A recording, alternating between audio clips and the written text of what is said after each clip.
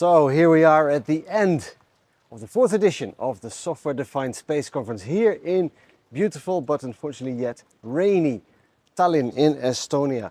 Let me take you through several of the highlights that we've seen over the last 3 days here at the conference, which took place in the historic center just around the corner from the central square here in Old Town. On day 0, 2 days ago, we talked about several topics as introduction to the actual conference that started yesterday. So on day 0, we talked about space law, the importance of space law, and we learned from Kai-Uwe Schrogel, the president of the International Institute of Space Law, why the Outer Space Treaty is as relevant today as it was when it was drafted in 1967, and he recommended us to read the actual document. So I'm going to do that, and I recommend everyone else to do that. Several Estonian companies signed the Zero Debris Charter, the ESA document on avoiding space debris. And we looked at cybersecurity at the European Space Agency, of which, of course, Estonia is a member. Then yesterday, the actual conference started. And as I said in my video yesterday, not just one event, but 2 events. We had an actual hackathon, a hacking competition that took place yesterday, where a large number of hackers, of students mostly, tried to simulate the topic of this conference, cybersecurity. They tried to hack satellite and ground system software systems. We opened with a keynote by Laurent Jaffard, the director of the ESA Connectivity and Secure Communications Directorate, about what ESA is doing in the area of cybersecurity. And there is a lot that ESA is doing. We talked about new space, about innovation, about space law, again, about the development of the Estonian national space law. We talked about artificial intelligence, and we met the astronauts. Astronauts, an education and outreach initiative involving high school students. Very interesting. So have a look at the video that I recorded with 4 of them here yesterday. Then today we looked at, again, different aspects of the Estonian space ecosystem. We looked at the cosmic journey of a space startup. Estonia is one of the startup nations in Europe, and we had representatives from Enterprise Estonia, the Tartu Science Park, where the ESA Business Incubator here in Estonia is based, and an actual startup called Wayran that is a traditional defense technology developer in defense communication, but is now looking at space as another application area of its technology. Very interesting. We looked at education as one of the pillars under the new Estonian space infrastructure.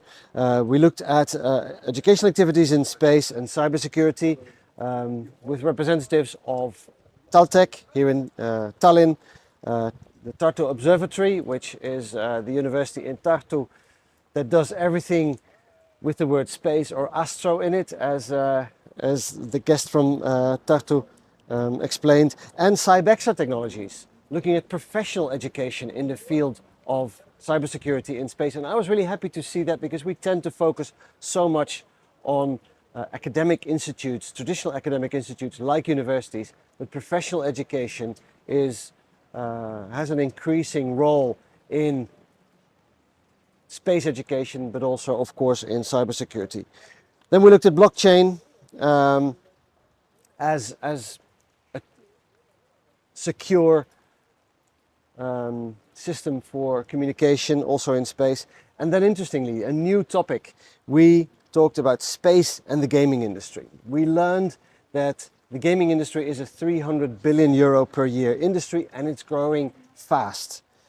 We looked at the opportunities for Earth observation data, for GNSS positioning data, digital twins fed by space data as an important pillar under the gaming industry. And we look at not just at pure games, but hyper-realistic environments in games, of course, need to be fed by Earth observation data, but also looking at serious gaming, at military applications, and at immersive experiences that not just for gamers but also for more serious applications. Then we looked at software-defined satellites.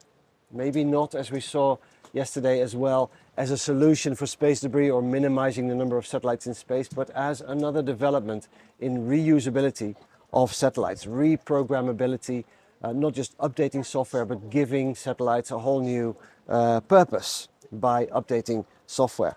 And we finished today by looking forward to this conference in 2025.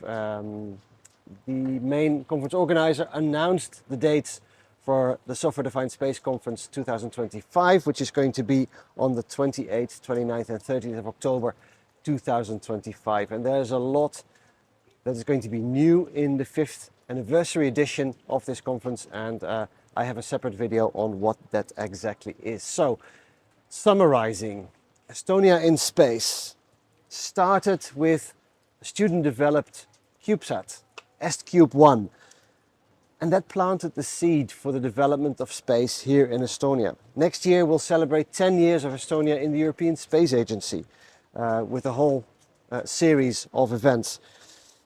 We talked about the national space strategy that Estonia developed in those 10 years or 11 or 12 years since EstCube1. We talk about how cybersecurity became one of the focal areas for the Estonian space strategy, but also education, awareness programs, the astronauts that we saw, and the development of a commercial space sector driven by Tartu Science Park, the universities, the ESA Business Incubator, and all these things that have been implemented here over the time span of just 10 years, really putting Estonia on the global stage. The national space law is in development, and there's only a minority of countries that have a national space law, but Estonia is very soon going to be one of them. The draft is finished. It needs to go through Parliament and through a number of stakeholders, but hopefully in about a year time from now, could be a little bit longer, a little bit shorter, this will be put into Estonian law. And we talk about the strength that Estonia has, the contribution of Estonia to the international space sector, being its learning strength from its e-government, where Estonia, I always say, is 20 years ahead of the rest of Europe and the rest of the world, but also things like the residency program that allow people like myself to base my company here in Estonia without the need to actually live here. So a lot is happening in space in Estonia, and I can't wait to be back here next year to tell you more about what's going on. And I'm going to sign off now.